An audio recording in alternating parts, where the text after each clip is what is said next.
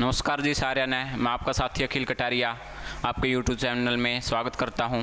तो भाई आज आपके लिए कुछ एग्रीकल्चर और एनिमल हस्बेंड्री से रिलेटेड महत्वपूर्ण क्वेश्चन लेके आए हैं। ठीक है, तो स्टार्ट करते हैं। सबसे पहले करेंगे एनिमल हस्बेंड्री के क्वेश्चन, फिर करेंगे एग्रीकल्चर के। ठीक है, तो सबसे पहले स्टार्ट करेंगे। तो पहला क्वेश्चन देखो भाई, इनमें से भेड़ की कौन सी नस्ल की जो सबसे अधिक रोग प्रतिरोधकता क्षमता होती है। इसमें पूछ रखा है कि भेड़ की ऐसी कौन सी नस्ल है, भेड़ की ऐसी कौन सी नस्ल है जो मतलब बीमारियों से लड़ सकती है, सबसे ज़्यादा क्या है, बीमारियों से लड़ सकती है, रोग प्रतिरोधकता क्षमता जिसकी ज़्यादा है, वो कौन सी नस्ल है। तो ऑप्शन नंबर ए इसका करेक्ट हो जाएगा भाई, मारवाड़ी। जो मारवाड़ी नस्ल है भेड़ की, वो क्या है, सबसे ज़्यादा रोग प्रतिरोधकता क्षमता रखती है। अगर भाई अगला इसी में देखो एक नेलोर है, बी वाला ऑप्शन है। अगर पूछ ले कि जो भेड़ की ऐसी कौन सी नस्ल है जो सबसे बड़ी है, तो भेड़ की जो ये नेलोर है, ये नेलोर नस्ल क्या है, भेड़ की सबसे बड़ी होती है। और पूछ ले सबसे छोटी कौन सी है, तो सबसे जो छोटी नस्ल है भेड़ की वो कौन सी है, चोकला। ठीक है, तो याद रखना है, बेशक आप इसको लिख सकते हैं कि जो रोग प्रतिरोधकता क्षमता है सबसे ज़्यादा भेड़ की कौन सी नस्ल की होती है, मारवाड़ी की। और सबसे छोटी जो भेड़ की जो नस्ल है वो कौन सी है, सबसे बड़ी कौन सी है, नेलोर। और सबसे छोटी पूछ ले तो चोकला। ठीक है, तो ये आपको ये भी ध्यान रखना है। ठीक है, अगला क्वेश्चन देखो भाई। अगला क्वेश्चन है, सुरती गाय भारत के किस राज्य में पाई जाती है। जो सुरती एक नस्ल है गाय की, वो भारत के सबसे ज़्यादा किस राज्य में पाई जाती है, ये पूछ रखा है। ऑप्शन दे रखे हैं राजस्थान, गुजरात, केरल और हरियाणा। तो लगभग पता ही होना चाहिए इसका, तो क्योंकि नाम दे रखा है सुरती। सुरती से पता लग रहा है सूरत। ठीक है, सूरत शहर। ठीक है, वो कहाँ पे है, गुजरात में। तो वहीं से इसका कनेक्शन है सूरत, सुरती। ठीक है, और सूरत कहाँ पे है, गुजरात में। तो ऑप्शन नंबर 20 का करेक्ट हो जाएगा भाई। अगला क्वेश्चन देखो, गाय के क्वेश्चन है, गाय के दूध की तुलना में बकरी के दूध के संबंध में निम्नलिखित में से क्या सत्य है। ये कंपैरिजन कर रखा है कि जो गाय का दूध और बकरी का दूध है, तो उनमें से कोई एक कथन अपन को ऑप्शन है वो देखना है कि कौन सा सत्य है। गाय के दूध और बकरी के दूध की तुलना कर रखी है। तो देखो ऑप्शन नंबर ए दे रखा है, दोनों में लो लवण समान होता है, या फिर लो लवण। बकरी के दूध में पूछ रखा है कि गाय के दूध से लो लवण कम है, ज़्यादा है, या फिर एक समान होता है। तो याद रखना ऑप्शन नंबर जो बी है ये करेक्ट हो जाएगा। जो बकरी का दूध है उसमें क्या होता है, गाय के दूध के कंपैरिजन में क्या होता है, बकरी के दूध में ज़्यादा क्या होता है, लो लवण क्या होता है, ज़्यादा होता है। ठीक है, ऑप्शन नंबर बी हो जाएगा भाई इसका। ठीक, अगला क्वेश्चन देखो, बकरी के मांस को क्या कहा जाता है। हाँ भाई, बहुत इंपॉर्टेंट क्वेश्चन है कि पूछ रखा है बकरी का जो मांस है उसको क्या कहा जाता है। तो ऑप्शन दे रखे हैं मटन, पोर्क, चीवन और चिकन। तो याद रखना भाई, जो बकरी के मांस है, बकरी का मांस है, उसको क्या कहा जाता है, चीवन कहा जाता है। ऑप्शन नंबर सी इसका सही हो जाएगा। अगर पूछ ले भेड़ के मांस को क्या कहते हैं, ये भी तो पूछ सकता है ना कि भेड़ के मांस को क्या कहते हैं। लिख लीजिए ये अपनी नोटबुक में भाई कि जो भेड़ का मांस है उसको बोलते हैं मटन। और पूछ ले सूअर के मांस को क्या कहते हैं, सूअर के मांस को क्या कहते हैं, तो क्या है, उसको बोलते हैं पोर्क। अगर पूछ ले पता ये बर्ड्स, पोल्ट्री, जो पोल्ट्री से रिलेटेड है उसको क्या बोलते हैं, चिकन। तो याद रखना बकरी के मांस को क्या कहते हैं, चीवन, भेड़ के मांस को क्या कहते हैं, मटन, और सूअर के मांस को कहते हैं पोर्क, और जो पोल्ट्री से रिलेटेड है वो उसके मांस को क्या कहते हैं, चिकन कहते हैं। इन चारों को याद रखना, कोई भी एक क्वेश्चन इनमें से आ सकता है। अगला प्रश्न देखो, कोरिडेल किस पशु की प्रजाति है। हाँ, कोरिडेल एक नस्ल है, पूछ रखा है कि ये किसकी प्रजाति है, गाय की है, भैंस की है, भेड़ की है, या फिर बकरी की है। तो ऑप्शन नंबर कोरिडेल कोरिडेल किसकी है? भेड़ की एक प्रजाति है। किसकी है? एक भेड़ की एक प्रजाति है कोरिडेल, याद रखना इसको। ऑप्शन नंबर सी सही हो जाएगा। अगला क्वेश्चन देखो, किस वर्ष भारत विश्व में सर्वाधिक दूध उत्पादक देश बना? हाँ, क्वेश्चन है कि ऐसा कौन सा साल था जब भारत ने वर्ल्ड में नंबर 1 रैंक प्राप्त की थी? किसमें? दूध उत्पादन में। ठीक है, तो ऑप्शन दे रखे हैं, पढ़ लो भाई। ऑप्शन नंबर ए 1995, 98, 2008 या फिर 2015। तो याद रखना साल 1998। साल 1998 में क्या हुआ था? भारत नंबर 1 बना था वर्ल्ड में दूध उत्पादन में। ठीक है, तो ऑप्शन नंबर 20 का सही हो जाएगा। तो अब देखो, वैसे अभी भी क्या है, उस टाइम किसको? यूएस को पहले क्या था? यूएस फर्स्ट रैंक पे था। यूनाइटेड स्टेट्स है जो, वो क्या था? फर्स्ट था। उसको पीछे छोड़ते हुए भारत क्या बना था? नंबर 1 बना था 1998 में। किसमें? दूध उत्पादन में। इसको याद रखना, बहुत इंपॉर्टेंट है ये भी। अगला क्वेश्चन है, रजत क्रांति किसके उत्पादन से संबंधित है? हाँ, पूछ रखा है जो सिल्वर रिवॉल्यूशन है,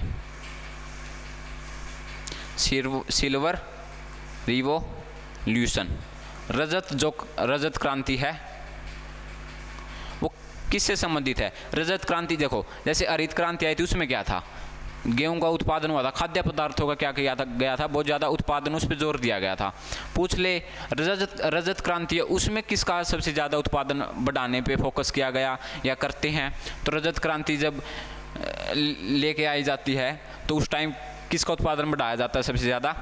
अंडों का। ठीक है, पोल्ट्री डिपार्टमेंट है, अंडे है, मीट है। ठीक है, मीट मतलब ये चिकन की बात है यहाँ पे।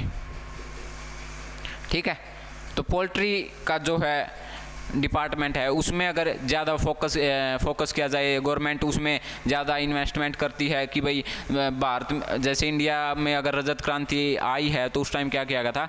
अंडों की जो उत्पादकता है उसको भारत में बढ़ाना था, ये इसका मेन पर्पस था। तो याद रखना, रजत क्रांति किससे रिलेटेड है? अंडों के उत्पादन से। ठीक है, अगर दूध के उत्पादन को बढ़ाना हो तो कौन सी क्रांति आई थी दूध के उत्पादन को बढ़ाने के लिए? श्वेत क्रांति।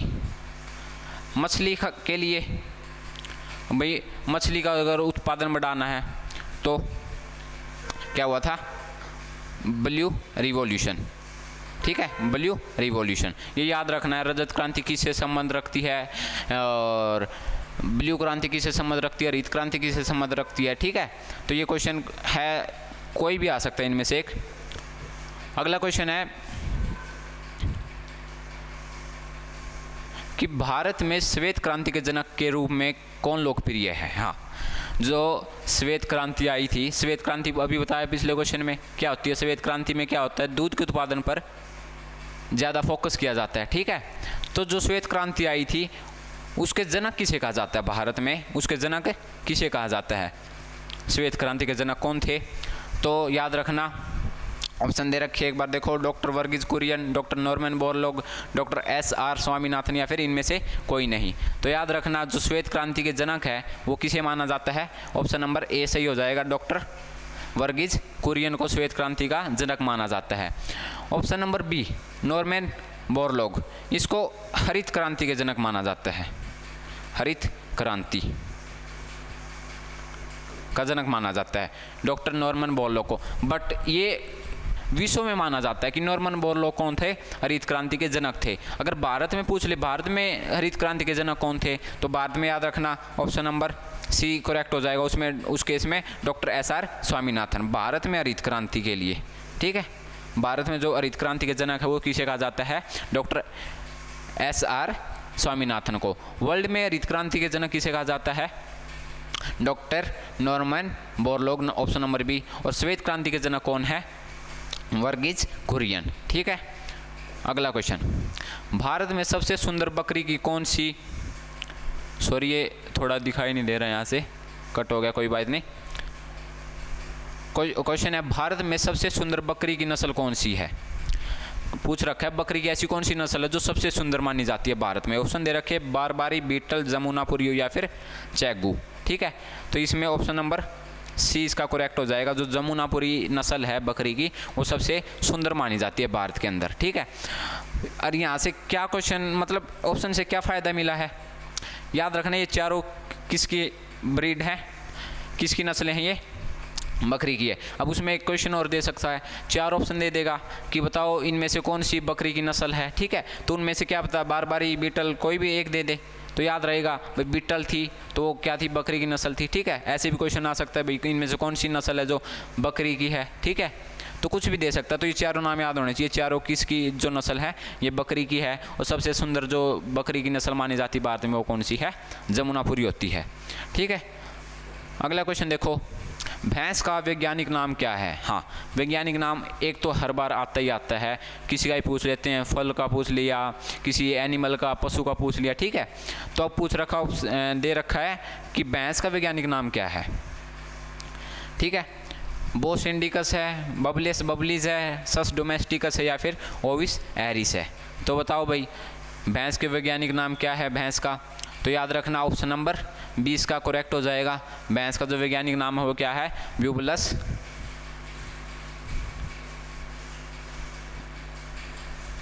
बबलिस। ठीक है, ऑप्शन नंबर बी, भैंस के जो वैज्ञानिक नाम है वो क्या है, ब्यूबलस बबलिस है।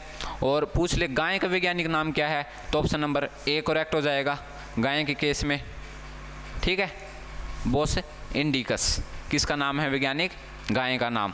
अगला अगर मान ले सूअर का पूछ ले कि सूअर का वैज्ञानिक नाम क्या है, तो सूअर का जो वैज्ञानिक नाम है वो क्या है, सस डोमेस्टिकस। और पूछ ले भेड़ का क्या नाम है भाई, भेड़ का जो वैज्ञानिक नाम है वो क्या है, ओविस एरिस है। अब आपको अगर इसका स्क्रीनशॉट रखना है तो स्क्रीनशॉट रख लीजिए क्योंकि इंपॉर्टेंट है, कोई भी क्वेश्चन आ सकता है। बोस इंडिकस पूछ लेगा, बबलिस बबलिस पूछ लेगा, सस डोमेस्टिकस, ओविस एरिस पूछ लेगा। ठीक है, तो वैज्ञानिक नाम किसी का भी पूछा जा सकता है। इसमें भैंस का पूछ रखा है तो ऑप्शन नंबर बी करेक्ट हो जाएगा। ठीक है, अगला क्वेश्चन देखो, सबसे ज़्यादा वसा किस भैंस के दूध में पाई जाती है। हाँ, ऑप्शन दे रखे हैं भदावरी, मुर्रा, महसाना, नागपुरी, कि भाई जो फैट कंटेंट है, जो वसा की मात्रा है वो किसके दूध में सबसे ज़्यादा पाई जाती है, क्वेश्चन ये दे रखा है। तो देखो भाई भैंस की ऐसी कौन सी नस्ल है जिसमें उसके दूध में सबसे ज़्यादा क्या पाई जाती है, वसा पाई जाती है। तो याद रखना जो भदावरी नस्ल है उसकी भैंस की, तो उसके दूध में क्या पाई जाती है, फैट वसा सबसे ज़्यादा पाई जाती है, याद रखना भाई। ठीक है, और सबसे ज़्यादा दूध कौन सी भैंस देती है, तो सबसे ज़्यादा जो दूध देने वाली भैंस है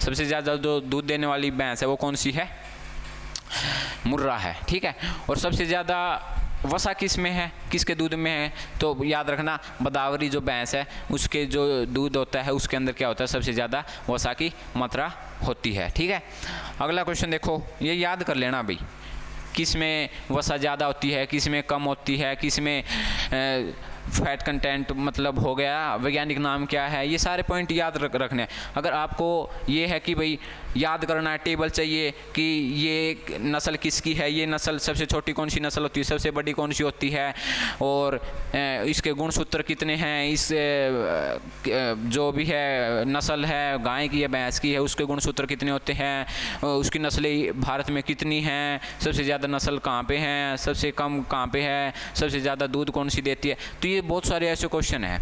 ठीक है, अगर इनको मतलब अगर आपको पढ़ना है, टेबल चाहिए बिल्कुल ऐसी, मतलब टेबल अगर आपको चाहिए बता देता हूँ, टेबल फॉर्म में चाहिए, कोई भी स्टडी मटेरियल चाहिए किसका, एनिमल हस्बेंड्री का, और हो सकता है एग्रीकल्चर का मिल जाएगा आपको। ठीक है, तो आप इंस्टाग्राम से ले लेना भाई, क्योंकि मेरे पास सब कुछ मतलब एनिमल हस्बेंड्री का कुछ भी लो, अगर आपको पढ़ना ही है तो ले लेना, मैसेज करके इंस्टाग्राम आईडी का लिंक आपको मिल जाएगा भाई। ठीक है, हाँ बस आपको टेबल फॉर्म में मिलेगी, आपको चाहे रटो कुछ भी करो। ठीक है, पेपर में आता वहाँ से क्वेश्चन, और आपको है ना इंटरनेट पे ढूंढोगे तो मतलब मिलेगा नहीं सबका। एक टेबल फॉर्म होगी तो आराम से आप याद कर पाओगे। ठीक है, तो ले लेना भैया अगर जिसको चाहिए। तो क्वेश्चन देखो अगला, सुअर में गुणसूत्रों की संख्या कितनी होती है। हाँ, पूछ रखा है जो क्रोमोजोम नंबर है, जो भी इंग्लिश मीडियम में है गुणसूत्र क्या होते हैं, क्रोमोजोम्स। ठीक है, पूछ रखा सुअर में गुणसूत्र कितने होते हैं। ठीक है, याद रखना सुअर में जो गुणसूत्रों की संख्या है वो कितनी होती है, 38। हाँ, सुअर में जो गुणसूत्र होते हैं वो कितने होते हैं, 38 होते हैं भाई। पूछ ले गाय में, पूछ ले तो गाय में गुणसूत्र कितने होते हैं, 60 होते हैं। बकरी में भी, ठीक है, गाय और बकरी में दोनों में कितने होते हैं, 60 होते हैं। लिख लेना भाई, वेरी वेरी इंपॉर्टेंट। ठीक है, बकरी में भी 60 ही होते हैं। पूछ ले भैंस में, ठीक है, तो भैंस में जो गुणसूत्रों की संख्या है वो कितनी होती है, 50 होती है। पूछ ले भेड़ में, ठीक है, तो भेड़ में जो गुणसूत्रों की संख्या वो कितनी होती है, 54 होती है। और जो सुअर में है वो 38 होती है। और पूछ ले भाई घोड़े में, पूछ ले, ठीक है, तो याद रखना घोड़े में कितने होते हैं, 64। ठीक है, तो याद रखना सुअर में जो गुणसूत्रों की संख्या होती है वो कितनी होती है, 38 होती है। अगर घोड़े की पूछ ले तो उसमें कितनी होती है गुणसूत्रों की संख्या, 64 होती है। गाय में पूछ ले तो 60 होती है। भैंस में पूछ ले तो 50 होती है। बकरी में भी कितनी होती है, 60 होती है। तो याद रखना भाई, ये आपको याद रखने पड़ेंगे, लिखना है लिख लो। हाँ, और अगर किसी को ज़्यादा पढ़ना है, टेबल पूरी पूरी बना मटेरियल चाहिए तो आप इंस्टाग्राम से ले लेना भाई, मैसेज करके आपको उसी टाइम PDF अवेलेबल हो जाएगी बिल्कुल। ठीक है, पढ़ना आपको है। अगला क्वेश्चन दे रखा है, रिकेट्स किसकी कमी के कारण होता है। हाँ, जो रिकेट्स एक बीमारी है पशुओं में हो जाती है, वो किसकी कमी के कारण होता है। ऑप्शन नंबर है, ऑप्शन ए दे रखा है vitamin A, vitamin B, vitamin D या फिर विटामिन ई। तो रिकेट्स याद रखना, रिकेट्स है जो विटामिन डी की कमी से होता है। किसकी कमी से होता है, विटामिन डी की कमी से रिकेट्स की बीमारी होती है पशुओं में।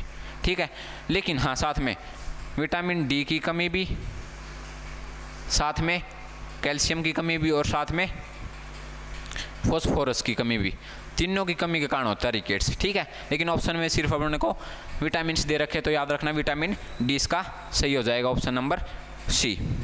अगला क्वेश्चन देखो, गाय के प्रति 2.5 किलोग्राम दूध उत्पादन हेतु कितना अतिरिक्त दाना मिश्रण देना चाहिए। हाँ, पूछ रखा है कि भाई अगर मान लो गाय 2.5 किलो दूध दे हुआ है तो उसको दाना का जो मिश्रण है वो कितना देना चाहिए। 2.5 किलो दूध, मान लो अगर 8 किलो दूध देती है, नहीं 10 किलो देती है, तो 2.5, 5, 4 मतलब क्या है, 10 किलो देती है। तो अगर 2.5 किलोग्राम पे पूछ रखा है तो याद रखना 1 किलोग्राम अपन को दाना का मिश्रण देना चाहिए। जैसे 10 किलोग्राम अगर दूध देती है तो कितना हो गया, 10/2.5। ठीक है, तो इक्वल टू 4। तो मान लेते अगर वो 10 किलो दूध देती है एक दिन में, तो उसको 4 किलो कम से कम भी दाना का मिश्रण देना ही देना पड़ेगा। ठीक है, 2.5 किलो, प्रति 2.5 किलो दूध के उत्पादन के लिए गाय को 1 किलो दाना मिश्रण देना होता है। ठीक है, याद रखना। अगला प्रश्न है, कोलेस्ट्रम की अधिक मात्रा पिलाने से बछड़ों में कौन सा रोग हो जाता है। ठीक है, क्वेश्चन है, कोलेस्ट्रम होता है जो वो अगर ज़्यादा पिलाते हैं बछड़ों को तो क्या प्रॉब्लम हो जाएगी। पिलाना भी बहुत ज़रूरी है। ठीक है, लेकिन हाँ सबसे पहले तो याद रखना ये ट्रम, कोलेस्ट्रम, कोलेस्ट्रम COLOSTRUM, याद रखना होता क्या इसका मीनिंग, फर्स्ट मिल्क। ठीक है, जो एनिमल होता है, बछड़े की माँ होती है, उसका पहला दूध जो होता है, उसके ब्याने के बाद जो पहला दूध है, पहली बार जो दूध देती है वो क्या होता है, उसका कोलेस्ट्रम बोलते हैं उसको। ठीक है, वो बछड़े को पिलाया जाता है। तो पूछ रखा है कि अगर वो ज़्यादा पिला दिया जाए तो क्या हो जाता है बछड़ों में, कौन सी बीमारी लग जाती है। तो याद रखना उनको क्या हो जाता है, उजला पीला दस्त, क्या हो जाता है, उजला पीला दस्त रोग लग जाता है बछड़ों को अगर कोलेस्ट्रम ज़्यादा मात्रा में पिला दिया जाए। ठीक है, और पूछ ले भाई कितनी मात्रा देनी चाहिए। तो याद रखना बछड़ों को कोलेस्ट्रम की बॉडी वेट, ठीक है, शरीर का भार का 10वां हिस्सा देना चाहिए। मान लेते हैं जन्म के टाइम जन्म हुआ है तो बछड़े का कितना वेट मानते हो आप होता होगा? 15 से 20 किलो, ठीक है, 15 से 20 किलोग्राम का होता होगा एक बछड़ा। जब अपने भैंस ब्याह हुआ है तो मान लेते 20 किलो का है, तो उसको कोलेस्ट्रम कितना पिलाना चाहिए? तो 10वां हिस्सा पिलाना चाहिए उसके शरीर के भार के अनुसार। अगर 20 किलो का तो 10वां हिस्सा 2 किलो, मतलब 2 लीटर तो सिर्फ 2 लीटर क्या है उसको कोलेस्ट्रम पिलाना चाहिए, क्योंकि 10वां हिस्सा पिलाना होता है। 2 किलो से ज़्यादा हो जाए तो क्या हो जाएगा, उसमें उजला पीला रोग हो जाएगा बछड़े में, ध्यान रखना, ठीक है। अगला प्रश्न है, देखो पहले कुछ क्वेश्चंस है वे देख लेते हैं।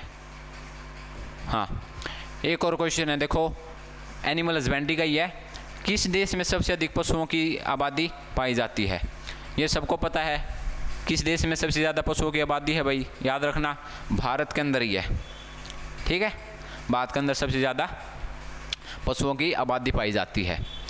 अगला प्रश्न देखो, भारत में किस राज्य में सबसे अधिक पशु पाए जाते हैं? हाँ देखो, भारत नंबर 1 है पशुओं की संख्या में, ठीक है। अब पूछ ले भारत के अंदर ही कौन सा राज्य है ऐसा जिसके अंदर क्या हो पशुओं की संख्या सबसे ज़्यादा है? तो याद रखना Uttar Pradesh, option number 1 correct हो जाएगा। ये दोनों क्वेश्चन तो लगभग आते होंगे आपको, लेकिन फिर भी रिमाइंड जरूरी है करवाना, ठीक है। अगला क्वेश्चन है, भारत में भैंस की पंजीकृत नस्लें कितनी है? हाँ देखो, जो भैंस है, गाय है, बकरी है, भेड़ है, इनकी सरकार ऐसे रजिस्ट्रेशन करती है कि कितनी गाय की नस्ल रजिस्टर की है, कितनी भैंस की। ऐसे तो 100-150 पता नहीं कितनी नस्लें हैं, ठीक है, लेकिन जो सरकार रजिस्टर करती है, पंजीकृत करती है, ठीक है, उनकी संख्या पूछ रखी है। किसकी? भारत में भैंस की कितनी नस्लें हैं जो पंजीकृत है सरकार के द्वारा? तो याद रखना ऑप्शन नंबर 20 का करेक्ट हो जाएगा। 17 ऐसी नस्लें हैं जो भारत ने, भैंस की ऐसी नस्लें हैं जो पंजीकृत है भारत सरकार के द्वारा। गाय की 50 नस्लें हैं भाई जो पंजीकृत है, ठीक है। भेड़ की 44 है भाई, लिख लो, स्क्रीनशॉट ले लो, कुछ भी ले लो भाई। बकरी की 34, ठीक है। तो गाय की 50 ऐसी नस्लें हैं जो भारत सरकार के द्वारा पंजीकृत है। पूछ ले भाई भैंस की कितनी है? 17 हैं। भेड़ की है जो 34 ऐसी नस्लें जो भारत सरकार के द्वारा पंजीकृत है। और पूछ ले बकरी की तो कितनी है? 34 ऐसी नस्लें हैं जो पंजीकृत है, ठीक है। तो ये एक और क्वेश्चन है, अगला देखते हैं एक बार। इनमें से कौन सी गाय की नस्ल है? पूछ रखा है कि इनमें से ऐसी कौन सी नस्ल है जो गाय की नस्ल है, ठीक है। साहिवाल, अमृत महल, डांगी या फिर सभी? तो याद रखना साहिवाल भी गाय की नस्ल है, अमृत महल भी, डांगी भी, और ठीक है। तो ऑप्शन नंबर 20 का करेक्ट हो जाएगा। ये चारों ही ऑप्शन सही है। तो गाय की कौन कौन सी नस्ल है, अब यहाँ से याद हो जाएगा कि साहिवाल भी किसकी गाय की नस्ल है, अमृत महल भी, और डांगी आपने नया सुना होगा, ठीक है। याद रखना डांगी भी किसकी है? गाय की नस्ल है, ठीक है। तो ये थे भाई अपने एनिमल हस्बेंड्री के क्वेश्चन। आशा करता हूँ कि आपको ऐसे लगे हो, कुछ हटके क्वेश्चन थे, ठीक है। तो अब करेंगे एग्रीकल्चर के क्वेश्चन करेंगे भाई अब, ठीक है। चलो भाई देखते हैं एग्रीकल्चर के क्वेश्चन। हाँ देखो भाई स्टार्ट करते हैं एग्रीकल्चर के क्वेश्चन। बीटी बीज का संबंध है। बीटी बीज कौन सी फसल का बीज है भाई, ठीक है। बीटी बीज कौन सी फसल का बीज है, किससे संबंधित है? चावल से है, गेहूं से है, गन्ने से है, या फिर कपास से है? किससे है भाई? जो बीटी बीज है उसका संबंध किससे है? कपास से है। याद रखना ऑप्शन नंबर डी करेक्ट हो जाएगा। पूछते हैं एक बार, ठीक है, कि ये किस्म किसकी है, ये बीज किसका है, ठीक है, ऐसे कौन सी फसल का है, तो ये पूछते हैं। तो बीटी जो बीज है वो किससे संबंध रखता है? कपास से। अगला प्रश्न है, रेशम के कीड़े किन पर पलते हैं? पता होगा रेशम के जो कीड़े हैं वो किन पर पलते हैं, बहुत इंपॉर्टेंट है, ठीक है। तो याद रखना, सुना तो बहुत बार है लेकिन पता भी होना चाहिए, जो रेशम के कीड़े हैं वे किन पर पलते हैं। ऑप्शन दे रखे, तुलसी के पत्तों पर, गुलाब के पत्तों पर, शहतूत के पत्तों पर, या फिर किस पर? चाय की पत्तियों पर। बताओ भाई जो रेशम के कीड़े हैं किन पर पलते हैं? तो याद रखना जो रेशम के कीड़े हैं वो शहतूत पर पलते हैं। ऑप्शन नंबर इसका सी करेक्ट हो जाएगा। अगला क्वेश्चन देखो, प्रचुर खनिज की उपस्थिति के कारण काली मृदा का रंग काला होता है। हाँ पूछ रखा है कि किसके कारण, ऐसी कौन सी चीज़ है, ऐसा कौन सा खनिज है जो काली मृदा में पाया जाता है, जिसके कारण जो मृदा है वो मिट्टी है वो काली होती है। काला रंग, काली मृदा का काला रंग किसके कारण होता है, क्वेश्चन ये है। ठीक है, पूछ रखा है जिंक के कारण होता है, जस्ता, तांबा, मैग्नीज, एल्यूमिनियम किसके कारण होता है। तो याद रखना जो काली मृदा है, काली मिट्टी है, उसका रंग काला किसके कारण होता है, मैग्नीज के कारण होता है। ठीक है, अगला प्रश्न देखो, संकर कपास के जनक है। हाँ, संकर क्या है, कपास की ऐसे ग्रुप है, एक लगभग ग्रुप मान लो इसको। कैसे, संकर अलग अलग है, संकर 107, 108 ऐसे बीज है मतलब। ठीक है, पूरा एक किस्म बना रखी है, वैरायटी बना रखी है। वो किसने बनाई थी, संकर जो है कपास की जो किस्म है वो किसने बनाई थी, किसकी देन है, तो सीटी पटेल। याद रखना, सीटी पटेल के द्वारा क्या था, संकर कपास का वो किया गया था, मतलब खोज की गई थी या कुछ मान लो। तो संकर कपास का जनक किसे माना जाता है, सीटी पटेल को माना जाता है भाई, याद रखना। अगला प्रश्न देखो, भूमि की नमी होती है द्वारा नापी जाती है। हाँ, पूछ रखा है कि जो मिट्टी है उसमें नमी है भाई, जो खेती में मतलब क्या करते हैं, जैसे यूनिवर्सिटी है भाई, हरियाणा एग्रीकल्चर यूनिवर्सिटी, इसमें क्या होता है, जो मिट्टी है उसकी जांच करते हैं भाई कि नमी कितनी है उसके अंदर, मिट्टी के अंदर, क्या ये इस फसल के लिए ठीक मिट्टी है या नहीं है। ठीक है, तो वहाँ पे लैब के अंदर ऐसा कौन सा है, ये भाई यहाँ पे ये टेंशियोमीटर है, टेंशियोमीटर, ये थोड़ा कट हो गया, टेंशियोमीटर। ठीक है, तो पूछ रखा है कि इनमें से ऐसा कौन सा यंत्र है जिसके द्वारा भूमि की जो मतलब मिट्टी है जो उसकी नमी को नापा जाता है। ऑप्शन ए है हाइड्रोमीटर है, पोटोमीटर, हाइग्रोमीटर या फिर टेंशियोमीटर। तो याद रखना इसका ऑप्शन ये टेंशियोमीटर। ठीक है, इसके द्वारा जो मिट्टी की नमी है उसको नापा जाता है। अगला प्रश्न देखो, ललित किसकी एक उत्तम किस्म है। ललित एक किस्म है, इनमें से किसकी वो सबसे बढ़िया किस्म है। ये फिर से यार पपीता और एक, हाँ ये लास्ट में पपीता है भाई। ठीक है, तो ललित जो किसकी एक उत्तम किस्म है, आम की, संतरा की, अमरूद की या फिर पपीता की। तो जो अमरूद है उसकी एक ये सबसे बढ़िया क्या है, किस्म है। ललित नाम की जो किस्म है वो किसकी है, अमरूद की एक उत्तम किस्म है।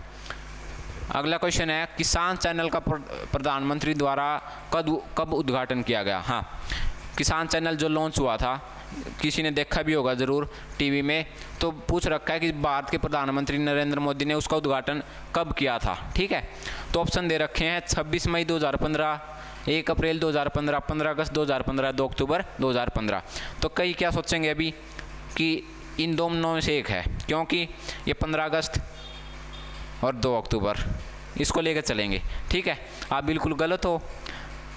जो किसान चैनल का उद्घाटन किया था हमारे प्रधानमंत्री जी ने, वो कब किया था, 26 मई 2015 को किया था। ठीक है, किसान चैनल बनाया है। पहले क्या हुआ था, रेडियो पर आते थे भाई, किसानों के लिए, किसान सुनते थे कि भाई अब ये फसल उगाओ, इसके लिए अच्छे है, इसके लिए इतनी मतलब बारिश नहीं हुई है अब की बार, ये फसल ठीक रहेगी, बारिश होगी या नहीं होगी। लेकिन अब ये जानकारी क्या हो गई है, डिजिटल, वही है ना, डिजिटल इंडिया। ठीक है, के तहत क्या हुआ, किसान चैनल जो लॉन्च किया था भारत के प्रधानमंत्री जी ने, वो कब किया था, 26 मई 2015 को किया था। ठीक है, याद रखना, कभी मतलब जीके में पूछा जा सकता है ये क्वेश्चन। ठीक है, अगला क्वेश्चन है, कल्याण सोना किसकी एक किस्म है। पूछ रखा है कल्याण सोना किस्म है जो है वो किसकी एक किस्म है। तो बताओ भाई, गेहूं, गन्ना, चावल, कपास। तो याद रखना जो कल्याण सोना किस्म है, लिख लेना भाई ये जो किस्में हैं कि ये किस्म किसकी है, ये किस्म किसकी है। तो जो कल्याण सोना किस्म है भाई, याद रखना ये किसकी किस्म है, गेहूं की एक किस्म है। कल्याण सोना गेहूं की एक उत्तम किस्म है भाई, याद रखना। चलो अगला क्वेश्चन देखते हैं, झूम एक है, झूम एक है। ठीक है, तो झूम क्या है, लोक नृत्य है या फिर कोई जनजाति है भारत की, या फिर कृषि का कोई प्रकार है, या फिर कोई भारत की एक नदी है। तो पता ही है लगभग, वेरी इजी क्वेश्चन बोलते हैं। तो जो जूम है वो क्या है, एक प्रकार की कृषि है, ठीक है, कृषि का एक प्रकार है भाई, याद रखना, जूम क्या है, कृषि का एक प्रकार है। इसको स्थानांतरित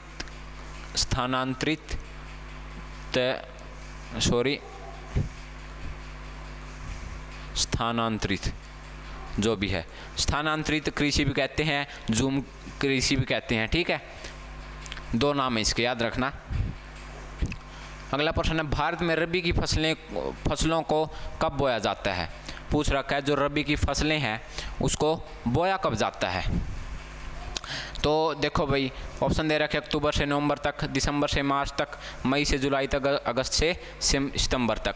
तो याद रखना जो रबी की फसलें हैं वो कब से कब तक बोई जाती है, अक्टूबर से नवंबर। ऑप्शन नंबर ए इसका ठीक हो जाएगा। तो जो रबी की फसलें हैं वे रबी की फसलें हैं वो अक्टूबर से नवंबर तक बोई जाती है, भारत के अंदर पूछ रखा है। तो ऑप्शन नंबर ए इसका सही हो जाएगा। अगला प्रश्न देखो, भारत में गेहूं का सबसे अधिक उत्पादन करने वाला राज्य है। हाँ, भारत का ऐसा कौन सा राज्य है जिसमें गेहूं का उत्पादन सबसे अधिक होता है? ठीक है, ऑप्शन दे रखे पंजाब, हरियाणा, मध्य प्रदेश या फिर उत्तर प्रदेश, ठीक है। तो याद रखना भाई, जो गेहूं का सबसे ज़्यादा उत्पादन है भारत में वो कौन सा राज्य करता है? Uttar Pradesh. Option number D इसका करेक्ट हो जाएगा। उत्तर प्रदेश ऐसा एक राज्य है जो सबसे ज़्यादा गेहूं का उत्पादन करता है भारत के अंदर, ठीक है। अगला प्रश्न देखो, IR20 IR20 किस चीज़ की अधिक पैदावार देने वाली एक किस्म है? फिर से किस्म देखो, पहले आई थी बिट्टी, ठीक है, बिट्टी नाम की एक जो बीज था। फिर आया था क्या था, कल्याण सोना, ठीक है। ये मतलब अब आ गया IR20, ठीक है। तो ये ऐसे याद कर लो भाई, ठीक है, कि कौन सी किस्म किस फसल के लिए है, ठीक है। तो ये याद आपको करने पड़ेंगे, जितनी ज़्यादा हो सकती है करो, क्योंकि ना तो ये कहीं पे आपको मिलेंगे, ठीक है। तो क्वेश्चन पढ़ोगे, जितनी ज़्यादा प्रैक्टिस करोगे वहीं से तैयारी होगी आपकी कि भाई ये किस्म कहाँ से है, क्योंकि एग्रीकल्चर आता तो है एग्ज़ाम में, लेकिन पढ़े कहाँ से, वही बात है, ठीक है। तो भाई अगर फिर भी बताता हूँ, एग्रीकल्चर से रिलेटेड किसी को क्वेश्चन चाहिए हुए तो वो भी रहे यहाँ पे। अगर फिर भी किसी को थोड़ा बहुत ऐसे है भाई और ज़्यादा प्रश्न करने हैं तो आप इंस्टाग्राम से ले लेना भाई मेरे से, एनिमल हस्बेंड्री का अगर मटेरियल चाहिए पढ़ने के लिए, मतलब बोलते हैं ना पका पकाया माल, ठीक है, ऐसे ही मिलेगा। अगर आपको पढ़ना है तो ले लेना इंस्टाग्राम से, एग्रीकल्चर का भी ले लेना, दोनों के मिल जाएंगे आराम से, ठीक है, लिंक आपको दे दिया जाएगा। प्रश्न देखो, IR20 किस चीज़ की अधिक पैदावार देने वाली किस्म है? ठीक है, IR20 है जो, वो किसकी किस्म है भाई, कौन सी फसल है? तो याद रखना जो चावल है उसकी एक किस्म है, चावल की एक किस्म है IR20। एक तो IR20 और एक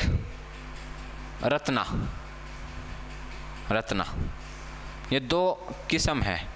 किसकी है ये? धान की, चावल की दो किस्म है, याद रखना इन दोनों को।